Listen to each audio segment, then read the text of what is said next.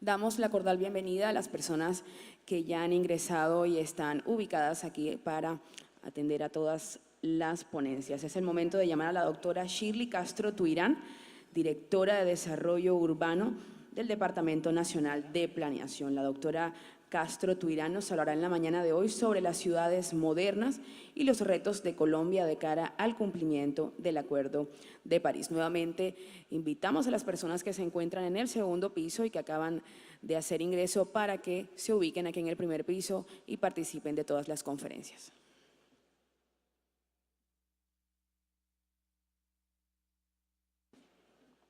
Muy buenos días. Primero que todo, muchas gracias a José Felipe por la invitación a participar en este evento, a ustedes por supuesto por estar aquí y yo muy contenta de terminar esta semana en mi ciudad natal, entonces muy feliz. Cuando venía precisamente del aeropuerto y venía por la 30, venía pensando que el caso de lo que hemos vivido entre Barranquilla y Soledad es una clara muestra de lo que está pasando con las ciudades en Colombia, con muchas ciudades en Colombia y con el proceso de urbanización. ¿Qué sucede?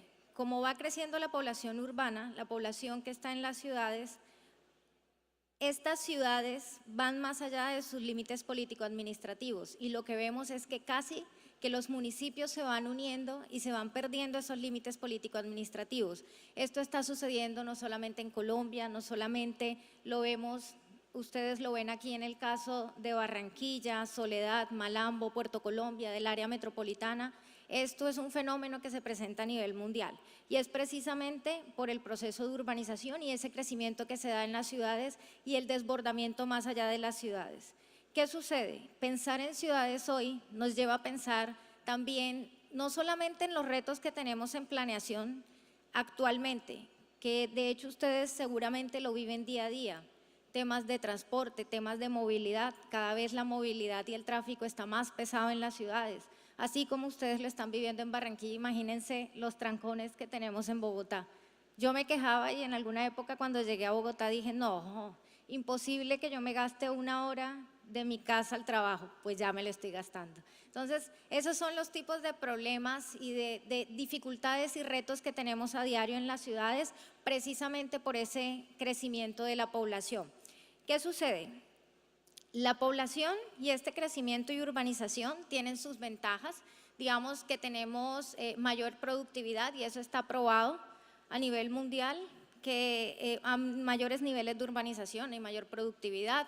Las ciudades se convierten en el motor del crecimiento económico de los países, sin embargo, como lo mencionaba, hay unos retos sociales, unos retos económicos que lo estamos viviendo. Entonces, pensar en ciudad no es solamente pensar en esos retos que tenemos actualmente, en temas de vivienda, en temas de servicios públicos, sino pensar también qué va a pasar al futuro. Si miramos en el gráfico, estos son unos datos que tenemos del crecimiento de la población en Colombia.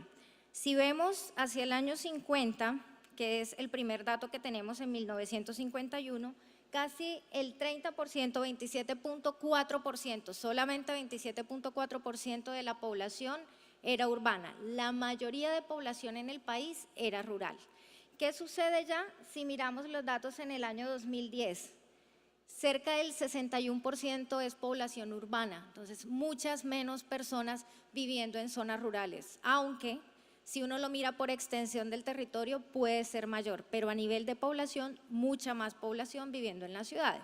Entonces, si no tenemos una adecuada planeación de las ciudades y no estamos preparados para el crecimiento de la población que está proyectado, si vemos acá en el año 2050, se está proyectando en Colombia un crecimiento de la población de 18 millones más de habitantes urbanos. Entonces, imaginémonos si estamos en estos problemas en este momento, en los trancones, en los problemas ambientales que muy seguramente ustedes han visto, el caso del Medellín y del Valle de Aburrá, los problemas ambientales que tiene, ¿cómo será si en unos 20 o 30 años, si no empezamos a trabajar desde ya para solucionar esos problemas? Entonces, eso es lo que va a suceder con la vivienda. Están proyectadas cerca de 2.700.000 viviendas más o de los requerimientos de 2.700.000 viviendas más en unos 20 años imagínense también lo que tenemos que hacer a nivel de servicios públicos y de infraestructura social, educativa. Entonces, es pensar en las ciudades. Por eso es muy importante y agradezco también la invitación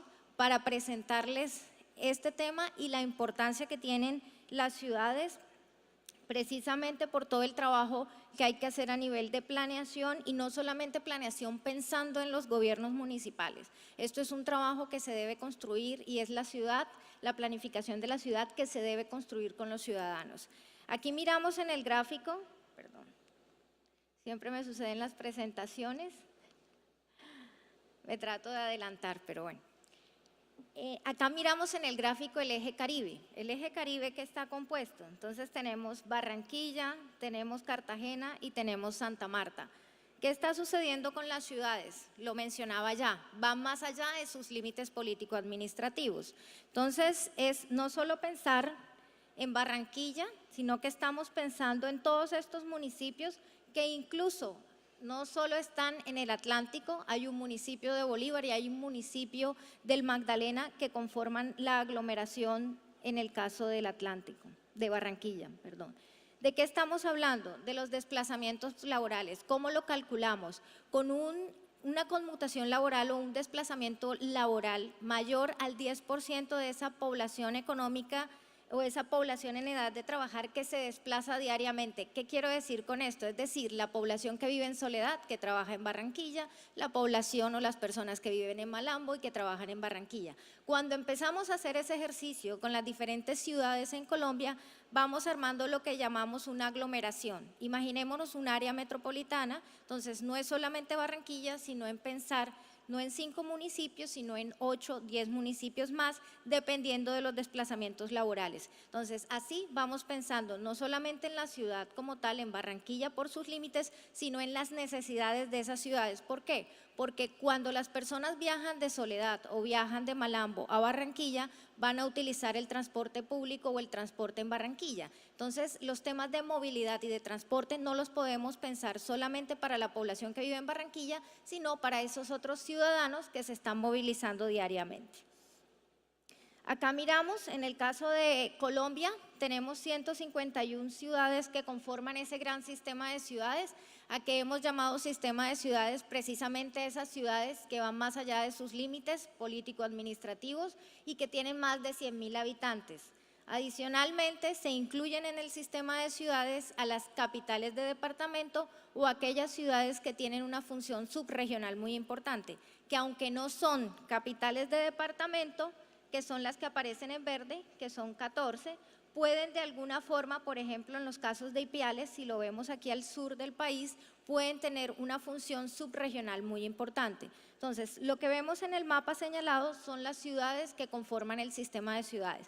¿Qué quiere decir esto? Que al identificar estas ciudades, que son 151 municipios, hay una gran apuesta de fortalecer este sistema para mejorar la productividad, para mejorar la conectividad, para mejorar la gobernanza en estas ciudades. ¿Todo esto para qué? Finalmente, lo mencionaba ya, mejorar la calidad de vida de los ciudadanos, porque finalmente todo esto que hacemos en las ciudades y mejorar la planeación, lo que busca es mejorar la calidad de vida, disminuir los tiempos de desplazamiento, mejorar la calidad del aire, mejorar la continuidad de los servicios públicos, cosa que no voy a tocar acá en este momento de forma particular, pero sí se busca eso. En planear las ciudades es pensar en todo, pensar en viviendas, pensar en servicios públicos, pensar en los diferentes servicios que se le pueden prestar a los ciudadanos para mejorar su calidad de vida. ¿Qué encontramos? Pues digamos que a esto a manera de diagnóstico les voy a presentar qué está sucediendo en el sistema de ciudades. La oferta hídrica, el 52% de la población urbana del sistema de ciudades tiene escasez de oferta. Entonces, muchas veces ustedes han escuchado, Colombia es un país rico en agua, hay mucha oferta de agua, sí, es verdad, la relación casi de oferta y demanda es 14 veces y sí somos un país muy rico en ese recurso. Sin embargo, no en todas las áreas del país sucede eso. Entonces, justamente donde tenemos a la población o a la mayoría de la población, es si el 52% de la población tenemos problemas de escasez. Ustedes lo viven aquí, digamos en el eje Caribe, lo vemos en el caso de Santa Marta. Ustedes han visto, aunque ahí, digamos, podría tener un operador en los servicios de las redes de acueducto y alcantarillado, la ciudad tiene un problema de abastecimiento. Entonces, si no se mejora, si no se tiene una fuente de donde captar esa agua, pues no se va a poder prestar ese servicio. Entonces, no solamente es lo que está pasando en la ciudad a nivel de redes, sino también es un problema de oferta del recurso. Entonces, eso es claro. Colombia es un país muy rico en agua, pero donde está la población mayoritariamente no somos ricos en agua. Entonces hay que planear teniendo en cuenta que en algunas ciudades y en algunas aglomeraciones del sistema de ciudades tenemos un problema de escasez de ese recurso. Acá miramos también el conflicto en las áreas protegidas y crecimiento urbano, ya lo mencionaba, desbordamiento de las ciudades sobre los otros municipios. Entonces, si no se planea también adecuadamente ese crecimiento de la población, pues simplemente en las ciudades vamos a ver un desorden. ¿Sí? No es el crecimiento ordenado, donde ustedes ven los conjuntos residenciales, donde están unas vías adecuadas, un sistema de transporte bueno, sino que si hay un crecimiento desbordado, pues es algo descontrolado, que muy seguramente ustedes han visto en algunas partes de las ciudades que se presentan estos casos. Entonces es pensar que las ciudades puedan crecer, pero de forma organizada. En el mapa, acá miramos la conectividad física a nivel del sistema de ciudades. Entonces la línea que nos muestran es el tráfico de vehículos de carga que hay entre las ciudades. En las líneas rojas, donde vemos los lugares rojos, es donde se presenta mayor congestión. Los lugares amarillos son vías donde la congestión no es tanta y en los lugares verdes es donde no tenemos problemas de congestión. Este mapa es de 2011. Si miramos acá, estas líneas rojas, naranjas que se presentan, sobre todo son en las entradas de las ciudades. Entonces, ¿qué está pasando? Se puede mejorar y se puede pensar en mejorar las vías y conectar, mejorar la conexión entre ciudades, caso de Cartagena con Barranquilla, Santa Marta con Barranquilla, pero si se mejora el tiempo o disminuimos el tiempo digamos, de las distancias que nos gastamos entre estos municipios y no hacemos nada para descongestionar las entradas a las ciudades, todo este tiempo se va a perder. Entonces, claro, venimos con muy buen tiempo de Cartagena, con muy buen tiempo de Santa Marta, pero cuando llegamos a la ciudad hay unos problemas en las entradas de las ciudades. Entonces, con las inversiones que se están haciendo, que se tienen proyectadas a 2020, vemos que ya el mapa se vuelve verde, se mejoran esos problemas que se tienen de conexión entre ciudades y a las entradas de las ciudades, pero si miramos ya el mapa 2035, las vías ya no son suficientes y no alcanzan. Entonces, alguna vez un profesor que le preguntamos, le decíamos, bueno, pero es un tema de vías, tal vez se hacen más vías o no.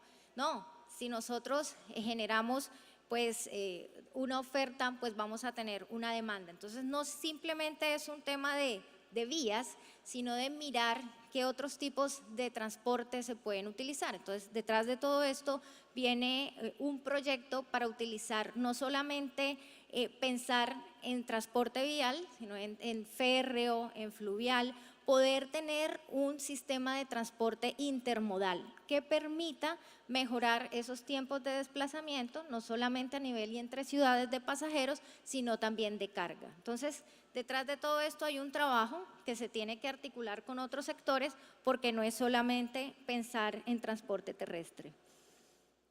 El caso de Barranquilla, bueno, acá lo tenemos, todo en verde, mucho mejor que el resto de ciudades, sobre todo en Bogotá y en Cali, que hay unos problemas hacia los anillos y entradas en las ciudades. Calidad de vida y equidad, el mapa que nos muestra diferentes las ciudades con unos colores. Estos colores que son las categorías de ciudades. El color negro son ciudades mayores, el color rojo son ciudades embrionarias. Voy a mostrar el ejemplo con estos dos casos que son los extremos. Es decir, no podemos pensar que el mismo tipo de políticas funciona igual para todas las ciudades. Yo me imagino, no es mi experticia, pero me imagino que pasa así en las administraciones que ustedes tienen y en propiedad horizontal. O sea, no todos los tipos de servicio o no podemos pensar que vamos a tener las mismas reglas para todos, digamos, los tipos de administraciones o tipos de propiedades. Es igual cuando pasa en las ciudades. No podemos pensar que las políticas y las soluciones son iguales. ¿Por qué? Porque hay particularidades. No podemos comparar lo que está pasando en Riohacha o en Quibdó con las necesidades de Bogotá, que son claramente diferentes. Si preguntamos cuáles son las necesidades de Bogotá y les aseguro que hacemos una encuesta, tema de movilidad, ese es el primer tema de los que aparece, pero si preguntamos en Quibdó o en Riohacha cuáles son sus necesidades, ya vienen apareciendo otras necesidades como temas de salud, temas de educación. Eso que pasa en las ciudades también lo bajamos a nivel micro. En los hogares, no todos los hogares tenemos las mismas necesidades y por eso tenemos que pensar que las soluciones son diferentes para cada uno. Entonces, ¿esto para qué nos sirve? Pudimos determinar qué tipo de ciudades y poder categorizar las ciudades en Colombia y determinar en qué nivel están, en qué nivel de desarrollo y con eso proponer unas actividades o unas acciones particulares con las ciudades. Entonces voy a dar unos ejemplos. En los casos que muestra en el mapa, que son los municipios de Quibdó y Riohacha, que se llaman ciudades embrionarias, son municipios donde la mayoría de población es joven. Entonces, claramente aquí las necesidades están relacionadas con cuidado a la primera infancia. No sucede lo mismo en Bogotá, donde la mayoría de población es adulta. Entonces ahí el cuidado no será la primera infancia, sino el cuidado al adulto mayor. Incluso si lo piensan a nivel de infraestructura social, a nivel de parques, ustedes lo han visto, o sea, las actividades y el tipo de infraestructura que hay para recreación en parques de niños es diferente al que hay para adultos, precisamente a nivel de movilidad, a nivel de infraestructura. Entonces es pensar las ciudades y pensar nuestro día a día que no podemos tener las mismas mediciones en todo lo que hacemos porque son diferentes y la población es diferente, hay particularidades que nos llevan a que el trato sea diferencial. Ciudades adolescentes, igual acá cuidado de la primera infancia. En el caso de Barranquilla y en el caso de Cartagena son ciudades jóvenes y grandes. Reducir el porcentaje de población nini, son jóvenes que ni estudian ni trabajan. Entonces ahí hay un problema y una particularidad en estas ciudades, una atención que requiere ese grupo de jóvenes para engancharse también en nuevos trabajos, para engancharse en el mercado laboral, definir una ruta productiva y de empleo y aprovechar proyectos de vivienda nueva y de mejoramiento, que ustedes lo ven, digamos que Barranquilla es una de las ciudades que ha venido repuntando hace varios meses, años ya, en el tema de creación o de nuevos proyectos de vivienda nueva. Ciudades adultas, tenemos ciudades maduras como Cali y Armenia, tenemos ciudades mayores, ya lo mencionaba, como Bogotá, pero todo esto hace referencia a eso, que no podemos pensar que todas las soluciones son iguales. Financiación eficiente, entonces siempre, como siempre, tenemos unas necesidades, tenemos unos recursos, muchas veces limitados, y unas fuentes de financiación. Entonces, ¿qué hicimos? Miramos cuáles son las fuentes de financiación mayoritariamente, si lo vemos a nivel de ordenamiento territorial o las que se promueven desde el ordenamiento territorial y desde la ley 388 de ordenamiento territorial, y vemos que solo el 1%, siendo la valorización el tipo de instrumento de financiación más utilizado. Entonces aquí también vemos, y digamos que todo va mostrándonos que las ciudades vienen con unas necesidades actuales para suplir la demanda de la población. Tenemos unos retos a futuro para tener unas ciudades sostenibles. ¿Qué quiere decir? Que sean sostenibilidad en 3 sentidos: económica, social y ambiental, sobre todo haciendo mucho énfasis en el tema ambiental, porque hay unos costos y beneficios, digamos, ligados a este proceso de urbanización, pero también necesitamos poder cubrir estas necesidades. Entonces, acá nos lleva a pensar que hay unas necesidades de financiación y se deben implementar otras políticas de tal forma que se pueda mejorar ese proceso o esas fuentes de financiación. Catastro multipropósito, entonces acá es simplemente para mostrarles qué trabajo se está haciendo con los municipios, cómo se está apoyando desde el gobierno nacional a las ciudades para mejorar todo ese proceso de información, de financiación y lograr que las ciudades sean sostenibles. Les digo que es un apoyo porque es asistencia técnica. Las ciudades son las que deben definir cuál es su visión de ciudad con los ciudadanos. Tienen total autonomía para definir sus necesidades, sus planes de ordenamiento territorial, sus, digamos, desarrollos sectoriales, y por eso es un proceso de asistencia técnica. Entonces, actualmente, digamos que por ley los catastros se deberían estar actualizando cada 5 años. Tenemos una desactualización en la mayoría del país, tanto en zona urbana como zona rural. Primero, si no tenemos información, pues no podemos planear adecuadamente, que muy seguramente les pasa a ustedes en el día a día. Si ustedes no tienen información, entonces muy seguramente no van a poder tomar las mejores decisiones. Entonces siempre cuando partimos de un trabajo, que miramos qué información tenemos, qué información adicional necesitamos para poder mejorar esa planeación. Entonces eso es lo que estamos haciendo. En la estrategia de catastro multipropósito es apoyar a los municipios. Se definió una política. ¿Qué quiere decir catastro multipropósito? Es no pensar que simplemente tiene un enfoque fiscal, ¿no?, sino que también tiene un enfoque de política pública que nos ayude a mejorar las políticas, que esta información del territorio se pueda cruzar con información de salud, con información de educación, y no simplemente ubicar y saber qué está pasando con esas viviendas, con esos predios, sino también qué está pasando a nivel de servicios públicos, qué está pasando con la propiedad, qué está pasando con el tema ambiental, qué está pasando con el riesgo. Entonces es poder tener mucha información sobre esos predios, pero no es recoger más información, es poder cruzar la información que ya tenemos, y muchas veces pasa eso. No es tampoco pedir más información, sino ver qué tenemos o ver qué tienen otras instituciones y entidades y cruzar la información. Postmodernos, planes de ordenamiento territorial. Digamos que estamos en un momento en el que más del 80% de los planes de ordenamiento territorial tienen vencida su vigencia de largo plazo y necesitan ser ajustados, modificados, pensar precisamente en esa ciudad y en ese municipio del futuro. Entonces, justo estamos apoyando también a los municipios. En este momento hay un programa, Planes de Ordenamiento Territorial Modernos, con 108 municipios a los que estamos apoyando en todo este proceso de ordenamiento territorial. Entonces, acá miramos y vemos en el mapa que tenemos diferentes esquemas o planes de ordenamiento territorial por el tipo de población. Entonces, para la población o para los municipios de menos de 30.000 habitantes no se les pide lo mismo que a los municipios de más de 100.000 habitantes. Este es otro claro ejemplo que digamos que nos muestra que no necesariamente tenemos que tratar a todos los municipios por igual, porque las necesidades son diferentes. Entonces, si bien todos por ley tienen que tener su plan de ordenamiento territorial y tienen que tener todos sus componentes, el componente urbano, el componente rural, el componente regional, no el nivel de información y el detalle es igual para todos los municipios. Entonces, un municipio pequeño de menos de 30.000 habitantes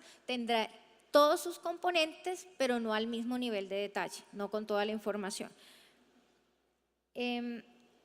Listo. Acá, ¿qué se busca con el plan de ordenamiento territorial o con este programa? Precisamente definir claras zonas de conservación, identificar y tomar medidas en cuanto a mitigación de riesgo, hacer intervenciones integrales, que no solamente pensar en vivienda y dónde se ubican las viviendas, sino también pensar que éstas queden cerca y que puedan tomar transporte público de forma fácil, que tengan servicios públicos, que tengan equipamientos, que tengan servicios de salud, que tengan un centro educativo cerca. Entonces es pensar en ciudad, no viviendas aisladas, donde nos tome mucho tiempo el desplazamiento a los lugares de trabajo y estemos generando más gases de efecto invernadero, sino pensar en que todo lo debemos articular y tener integrado el territorio. Definir correctamente la infraestructura funcional y estandarizar el proceso participativo. Esto es muy importante, les mencionaba. Proceso participativo es muy importante, no solamente a nivel de planificación cuando lo pensamos en ciudades, también en su día a día, y me imagino que así es, y es muy importante poder construir con las personas a las que ustedes sirven, con las que ustedes trabajan, en propiedad horizontal. O sea, es muy importante estos procesos participativos porque cuando uno construye de forma o colectivamente, estos procesos tienen un nivel de apropiación mayor. Y al sentirse que están vinculados, pues van a proteger estos procesos. Y eso hace que estos procesos y digamos que el resultado de estos procesos sean sostenibles en el largo plazo. Me ponían el otro día un ejemplo en una ciudad que lo que hizo fue construir su plan de ordenamiento territorial barrial, barrio por barrio. El alcalde se fue, habló con la comunidad, los escuchó, revisó sus necesidades y construyó con ellos su plan de ordenamiento territorial. Pues no se imaginan la maravilla, llevan 20 años de haber tenido ese proceso y es una ciudad que todavía tiene esa visión de largo plazo que tenía hace 20 años y los ciudadanos la protegen. O sea, los barrios y las comunidades protegen eso que ellos definieron hace 20 años. Entonces son procesos que si son y son construidos colectivamente, son procesos que tienen una mayor sostenibilidad y perduran en el tiempo. Política Nacional de Edificaciones Sostenibles. Esta es una política en la que estamos trabajando. Todavía no se ha expedido el documento COMPES, el documento de política sobre edificaciones. ¿Qué es lo que se busca o qué es lo que se está viendo? Desde hace años venimos con una agenda internacional, incluso desde acá cuando hablamos de los procesos de Hábitat 1, de Hábitat 2, de hace 20 años, venimos con todo un proceso de cambiar precisamente esa concepción, patrones de consumo y de producción. Lo mismo sucede en las edificaciones. Cuando miramos las edificaciones y generalmente cuando hablamos de criterios de sostenibilidad, muchas veces, y así como se ha desarrollado la política, estamos pensando en la etapa del uso, es decir, en ahorros de energía, en ahorros de agua, si tenemos aparatos ahorradores para el agua, si tenemos bombillos o algunos electrodomésticos que de alguna forma permitan ahorrar energía. Pero hay una parte que en este momento no la tenemos tan desarrollada en el país, que influye mucho también en estos resultados de ahorro de agua y energía, y es precisamente los procesos de diseño, en el proceso de construcción, en el proceso de localización, lo que llamamos toda esa parte de no solamente de uso, sino casi que de producción de esa vivienda. Entonces, me explicaba el otro día un arquitecto, no, pues si usted logra que en el diseño, que el apartamento, que la casa pues tenga una adecuada ventilación, que tenga una adecuada iluminación, pues no va a necesitar prender los focos en el transcurso del día, no va a necesitar tener luz todo el día, luz artificial, porque tiene la luz natural. Entonces, eso permite también unos ahorros importantes en energía, pero eso viene precisamente desde la fase del diseño. Entonces, es pensar que necesitamos criterios de sostenibilidad en las edificaciones en todas las etapas, desde su localización, desde el diseño, construcción y luego ya todos los ahorros en la parte de uso. En tema de residuos sólidos, pues tener una adecuada separación de los residuos sólidos, digamos que todos esos son procesos. Entonces, venimos con una agenda internacional, hay unos compromisos de COP21, unos compromisos de París, que es el país se comprometió a 2030 en reducir sus gases, su producción de gases de efecto invernadero en un 20%, ya tenemos sectores que se han comprometido con esta reducción. Sin embargo, sabemos que nos hace falta en la parte de edificaciones todavía mayores compromisos, no solamente a nivel de política pública, sino de ejecución. Política pública y acuerdos locales, ya hay sectores, lo mencionaba, la resolución del Ministerio de Viviendas, resolución 549, que es obligatorio para viviendas que no son de interés social, que es de aplicación obligatoria para algunos tipos comerciales, industriales. Esto es una resolución del año 2015 que busca tener ahorros de agua y energía y se estipularon unos ahorros inicialmente para las 4 ciudades principales del país y luego ya se vuelve extensivo a todo el país. Sin embargo, en esta resolución lo mencionaba, no es para todo tipo de vivienda, es solamente vivienda que no es de interés social. Pero entonces nos hacemos una pregunta, ¿y qué pasa con la vivienda de interés social? Donde la apuesta es importante y en la producción de vivienda el 50% de la vivienda que se está produciendo es vivienda de interés social. Entonces, ¿qué sucede ahí? Ahí tenemos una oportunidad enorme en poder establecer unos criterios de sostenibilidad y pensar que a 2030 las viviendas de interés social también van a incluir estos criterios de sostenibilidad. Entonces ahí surgen unas preguntas. Ustedes dirán, bueno, pero en los subsidios de vivienda tenemos unos topes. Sí, efectivamente tenemos unos topes para esos subsidios de vivienda, pero esos topes también se están revisando para poder garantizar que se pueden recuperar los costos y asegurar que las viviendas sean sostenibles, que tengan unos adecuados diseños, que estén adecuados al clima. No es lo mismo pensar en una vivienda aquí en Barranquilla que pensar en una vivienda en Bogotá, en Medellín, los criterios son diferentes. Entonces es importante que pensemos no solamente en vivienda que no es de interés social, sino en vivienda de interés social también. Hay unas ciudades que ya tienen sus propias políticas, en el caso del Valle de Aburrá, en el caso de Bogotá. Entiendo que Barranquilla también adelantado tiene ya una política de construcción sostenible. Y tercero, criterios de sostenibilidad, necesitamos que nos certifiquen esto. Claro, porque estamos haciendo todo un trabajo y luego ¿quién certifica que esa vivienda es sostenible? Entonces ahí es cuando aparecen los sellos, que muy seguramente ustedes han escuchado. El sello que más se escucha acá es el LEED, tenemos el HQE que es francés, otros sellos como el EDGE, que es con el que está trabajando Camacol, sello ambiental colombiano, CASA, que es del Consejo Colombiano de Construcción Sostenible. Claro, porque de alguna forma, para recibir unos beneficios, unos incentivos tributarios o unos incentivos, se debería certificar que esas viviendas sí tienen esos ahorros esperados en agua y en energía, si se definen solamente esos dos indicadores como medida. Entonces, ahí viene un trabajo muy importante, ya existen sellos en el mercado y no necesitaríamos definir un sello más o adicional por parte del Gobierno Nacional, simplemente definir el resultado que se quiere lograr y que a libertad de los usuarios y de los constructores se pueda definir cuál es el sello. Finalmente, entonces, ¿cuáles son los retos que tenemos en esta política de edificaciones sostenibles? Ajustar la normatividad a varios usos, que no sean solamente viviendas no bis, no de interés social, que se pueda aplicar a todo tipo de vivienda, incluso pensar en edificaciones públicas también.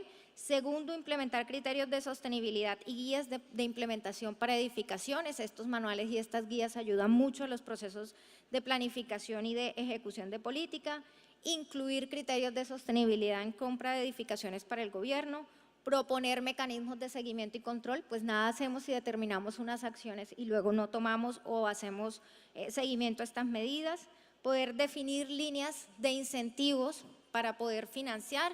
Estamos trabajando con Findeter y con Fondo Nacional del Ahorro para que de alguna forma se puedan tener tasas preferenciales para compra de vivienda cuando incluyen criterios de sostenibilidad. En otros casos, como en México lo hacen, entonces hay unos puntos que bajan, 2, 3 puntos dependiendo del tipo de vivienda, se hace un descuento en tasa y se promueve también que estas viviendas sean sostenibles. Y cambiar los patrones de consumo y producción de edificaciones, pues ya también lo mencionaba, es muy importante en estos procesos de educación ambiental poder lograr esos cambios de consumo y de producción. Bueno, finalmente solo recordarles que el proceso de ciudad no es simplemente pensar en las viviendas, sino es un proceso más integral, no es simplemente pensar en lo que está pasando en este momento y cuáles son las necesidades actuales, que tenemos congestión en las vías, que tenemos la calidad del aire no es la más adecuada, sino que tenemos que pensar que vamos a tener mayor población muy seguramente a 2030, 2050 y que debemos planear las ciudades adecuadamente desde ya para no cometer los mismos errores y mejorar la calidad de vida de los ciudadanos. Muchas gracias.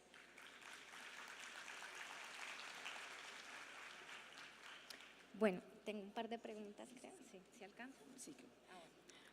Muchas gracias a la doctora Castro Tuirán. A partir de este momento, finalizando cada conferencia, vamos a realizar un ejercicio gracias a eOpinion Respuesta Interactiva, en la que cada conferencista podrá interactuar con el auditorio a través de preguntas sobre su conferencia. Cada uno de ustedes en sus puestos tienen un dispositivo el cual podrán encender presionando la letra C roja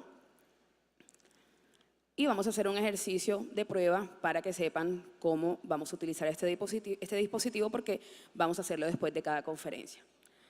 Así como ven en la pregunta que está en pantalla, la pregunta es ¿qué género musical le gusta más? Para los que quieran responder salsa es la opción número 1, para los que quieran responder vallenato número 2 y así sucesivamente. A partir de este momento tienen 1 minuto para responder, entonces esto es una prueba para obtener la respuesta y después de cada conferencia, como les repetía, cada conferencista podrá hacer una especie de ejercicio de acuerdo a la respuesta que ustedes hayan dado a través del dispositivo. Les decía que este dispositivo de votación lo tenemos gracias a eOpinion, respuesta interactiva, y que es una solución para la toma de decisiones de asambleas en propiedades.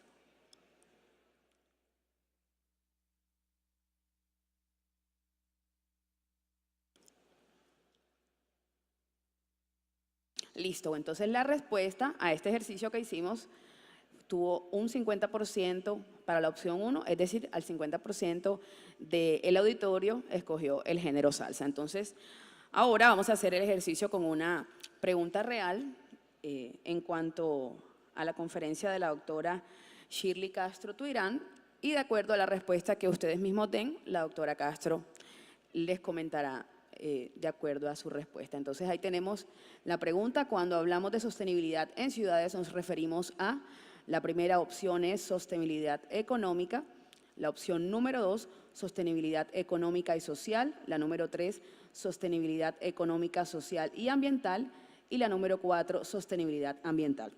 A partir de este momento tienen 1 minuto para responder y mientras responden, bueno, en menos de 1 minuto ya el 100% respondió, entonces tenemos como respuesta sostenibilidad económica, social y ambiental con un 91%, 92%. Ya, entonces hasta este momento, bueno, finalizamos, cerramos la respuesta y quedó con un 94% para la opción número 3, sostenibilidad económica, social y ambiental, y un 6% para sostenibilidad económica y social. La doctora Castro igual va a intervenir un poco sobre la respuesta que ustedes dieron. La respuesta es acertada, la mayoritaria.